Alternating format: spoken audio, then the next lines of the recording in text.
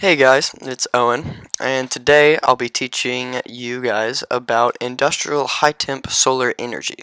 What is industrial high-temp solar energy? The main goal of this technology is to be able to produce enough heat to run a traditional power plant using an environmentally friendly source, the sun, instead of coal. What is the potential for this tech? This technology has the potential to entirely replace the use of coal to create electricity, which would drastically decrease our emissions rate. Of course, enough money and time would be required to achieve this goal. How does it work? The general concept is that mirrors reflect sun rays in a concentrated point, heating a fluid that easily retains heat, either water or a heat retaining liquid, so that it may be stored and used at peak times during the day.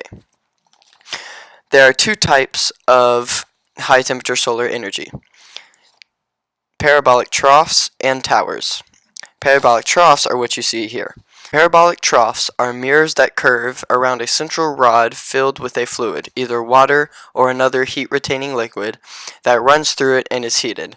That fluid can then be used to heat water in a traditional power plant, turning turbines and then creating electricity.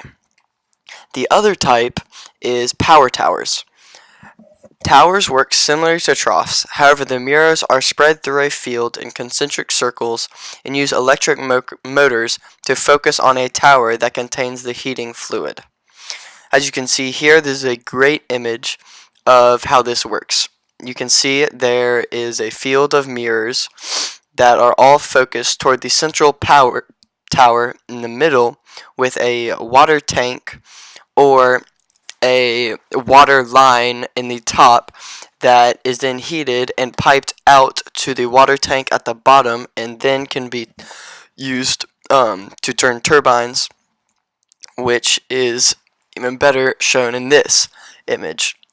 As you can see, there's still the tower and the mirrors, but this shows the second stage, where there is the steam drum where the water is allowed to turn into steam, which is then pumped into a turbine, which turns a generator and is turned into electricity and is off to the factories or businesses or whatever it is needed.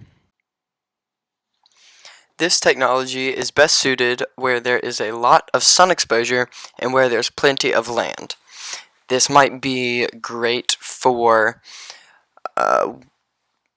countries closer to the equator, such as in Africa and South America and the United States, but might be less suited for places that are colder and have shorter days, such as like northern Russia and Canada, or places that simply their weather does not allow a lot of sun to get through, such as Seattle.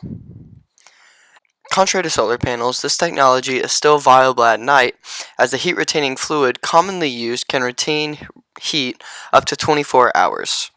Cost per kilowatt hour is around $0.02 to $0.035 per kilowatt hour, compared to the national average for energy, which is around 12 cents. While this is a great technology and has a lot of potential, there are obviously going to be some sort of obstacles. The main technological obstacle would be the transfer of liquid from the heating site to the power plant. In order for this technology to be most effective, the power plant would have to be close to the tower or the trough site, so that the substance could be quickly turned into electricity and sent out via wires. Now, the main point for this technology is that it is using already existing electricity power plants, and for that to work, the sun collection sites have to be close to the power plants, and most power plants are located either outside urban areas or in or around urban areas, so the land is going to be very expensive. The main political and economic obstacles would be finding the land, as this needs a lot of area in order to be productive. Land is not only expensive, as I said, but it would have to be in specific areas and only viable in certain regions, where land might be more expensive than other regions. Additionally, every project needs money, and as we have seen consistently in environmental projects, getting investors to look past the upfront cost and see the long-time reward is usually difficult. There's usually a big upfront investment that generally scares off people, and they don't even take time to look at the big picture and the benefits down the road.